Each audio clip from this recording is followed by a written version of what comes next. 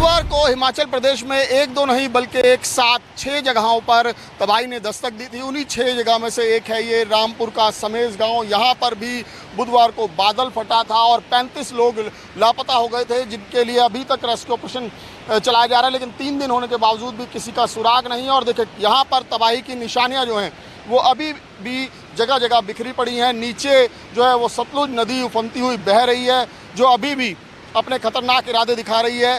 और उस दिन भी इसका ये जो रूप अभी देख रहे हैं उससे कई गुना ज़्यादा था और बड़ी बड़ी चट्टानें इसके साथ बहती हुई आई, जो गांव के कई मकानों को अपने साथ बहा ले गई, जिसके मलबे में अभी भी लोग जो है वो दबे हुए हैं और रेस्क्यू ऑपरेशन किया जा रहा है। और देखिए ये सड़क का काफ़ी बड़ा हिस्सा भी उसी दिन बुधवार की शाम को ये टूटा। और यहाँ पर अभी क्योंकि 100 से ज़्यादा लोग जो हैं प्रशासन के, जिसमें NDRF, SDRF और जो पुलिस विभाग है उसकी टीम लगी हुई है और लगातार यहाँ पर रेस्क्यू ऑपरेशन किया जा रहा है। लेकिन इस बीच जो चिंता के बादल लगातार घूमड़ रहे हैं, क्योंकि मौसम विभाग ने अभी भी इसको लेकर अलर्ट जारी किया हुआ है कि आने वाले दिनों में भी हिमाचल प्रदेश को बारिश से राहत नहीं मिलेगी। लेकिन इस बीच प्रशासन लगातार जुटा हुआ है।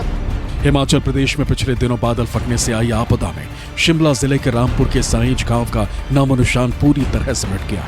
कभी 15 घरों से आबाद रहने वाला ये गांव आज मलबे का ढेर बन चुका है।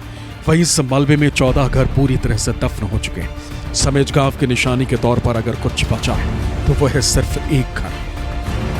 हिमाचल प्रदेश के समेज गांव में जो तबाही की तस्वीरें हैं वो वाकई में बेहद डराने वाली हैं। इस वक्त मैं जिन बड़े बड़े पत्थरों और मलबे पर खड़ा हूं, ये तमाम बड़े बड़े पत्थर, बड़े बड़े बोल्डर्स और ये मलबा, ये सब का सब बुधवार को ही यहाँ पर बहकर आया है। तो आप इन बड़े बड़े चट्टानों को, इस पूरे मलबे को देखकर अंदाज़ा लगा सकते हैं कि तबाही की क्या तस्वीर रही होगी, क्या मंजर उस वक्त रहा होगा जो लोगों ने झेला। और देखिए इसके सबूत सामने दिख रहे हैं। ये ठीक सामने एक मकान है जिसकी पहली पूरी मंजिल मलबे में दब गई है। ये जो आप घर के सामने देख रहे हैं ये इसकी दूसरी मंजिल है इस मकान की। और तमाम जो नीचे ये जो नीचे पूरा मलबा भरा पड़ा है ये पहली मंजिल है, यानी कि आप देखिए ग्राउंड फ्लोर, फर्स्ट फ्लोर और उसके बाद ये सेकंड फ्लोर के कोने तक ये मलबा, यानी कि अंदाज़ा लगाया जा सकता है कि करीब 10 से 15 फीट तक ऊपर ये मलबा पूरा भर गया। और इसके रास्ते भर में जितने भी मकान आए वो सब के सब ऐसे ही या तो मलबे में तब्दील हो गए या फिर पूरी तरीके से ज़मींदोज़ हो गए। आप यहाँ पर जो लोग थे उनकी स्थिति का अंदाज़ा लगा सकते हैं। कुछ लोगों ने यहाँ से भागकर अपनी जान बचाई, बचकर भागे, और कुछ लोग इतने खुशनसीब नहीं थे। इस आपदा में करीब जो जानकारी मिल रही है कि 35 लोग लापता हैं।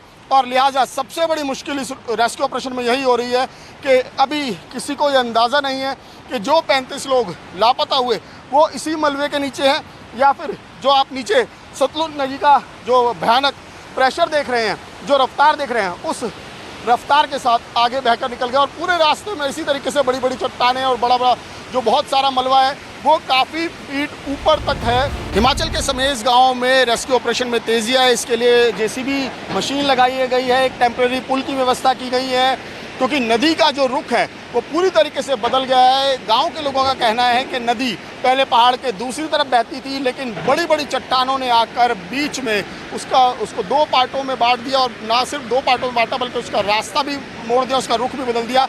लेकिन देखिए उसके बावजूद भी किस तरीके से प्रशासन के जो कर्मी है या फिर NDRF की टीम है, SDRF की टीम है, ITBP है, CSF है, तमाम एजेंसी जो हैं वो लगी हुई हैं लगातार इस रेस्क्यू ऑपरेशन में, लगातार उन 35 लापता लोगों की तलाश में जो इस गांव के रहने वाले थे। और इस पूरे इलाके में जो मैं दिखाऊं आसपास ये सारे तमाम मकान थे, लेकिन अब कई मकान जो हैं वो ज़मींदोज़ हो गए। जो जानकारी मिल रही है कि समेज गांव से करीब 2 किलोमीटर ऊपर जो अन्य 2 गांव हैं उसमें भी तबाही हुई है, लेकिन सबसे ज़्यादा तबाही यहीं पर हुई है।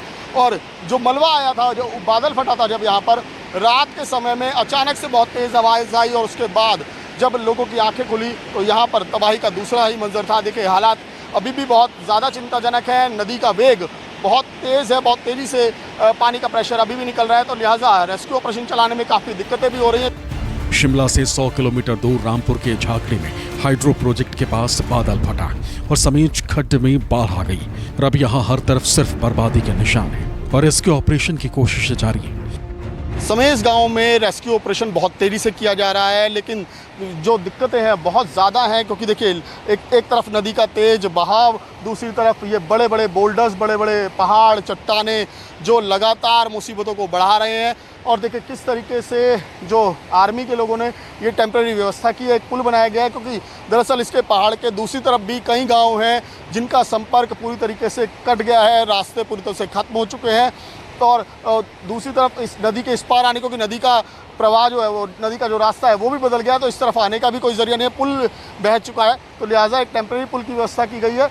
और यहाँ पर देख सकते हैं कि देखिए एनडीआरएफ के लोग भी यहाँ पर मौजूद हैं, सीआईएसएफ के लोग भी मौजूद हैं, इसके अलावा प्रशासन के कई लोग जो हैं वो रेस्क्यू ऑपरेशन में फ़िलहाल जुटे हुए हैं और कोशिश जल्द से जल्द इस रेस्क्यू ऑपरेशन को ख़त्म करने की जा रही है। लेकिन बड़ा जो सबसे बड़ी दिक्कत जो आ रही है वो यही आ रही है कि देखिए मलबा कितना फुट तक यहाँ पर जमा हो गया, और अभी जो जानकारी आ रही है कि ऊपर पहाड़ों में और भी ज़्यादा बारिश हो रही है, तो लिहाजा आने वाले समय में मुश्किलें और बढ़ सकती हैं, क्योंकि बारिश जो है ऊपर लगातार हो रही है।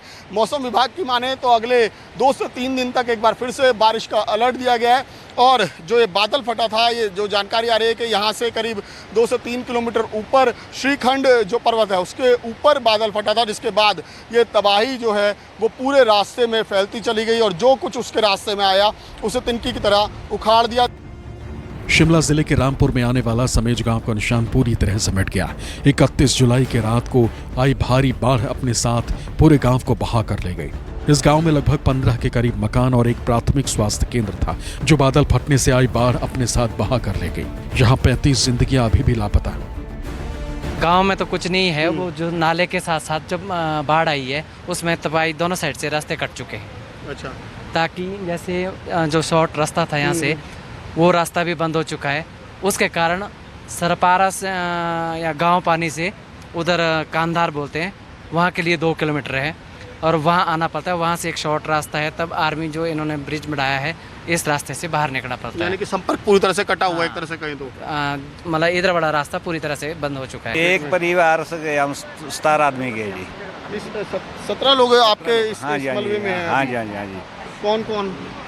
इसमें बहू हैं, पोते हैं, आगे भतीजे हैं, उनकी आगे मिसेज है भतीजों की और पोतों की, वो सारे जो है इसमें अभी मिले नहीं जी। तो कोई कहाँ पर उनके घर का बिल्कुल नदी के किनारे बने हुए थे? नहीं, घर से नदी से थोड़े दूर थे जी, यानी कि 17 किलोमीटर दूर थे, तो इस गंगा में ये ना लपेट दिया उसको। नहीं, हम सोए थे, बारिश भी नहीं थी उतनी, वाइब्रेशन हुआ जोर से, फिर जब हम खड़े उठे सो के तो वो हॉस्पिटल था, हॉस्पिटल के ऊपर से पानी आ रहा था। मेरे पति ने मेरे को बोला चल चल, सीधे फिर भाग गया। उसके बाद मेरे को पता नहीं है, सुबह आए हम तो सुबह सब कुछ खत्म था। आपके घर के साथ हमारे पड़ोस से यानी कि 18 आदमी खत्म हुए हमारे पड़ोस से।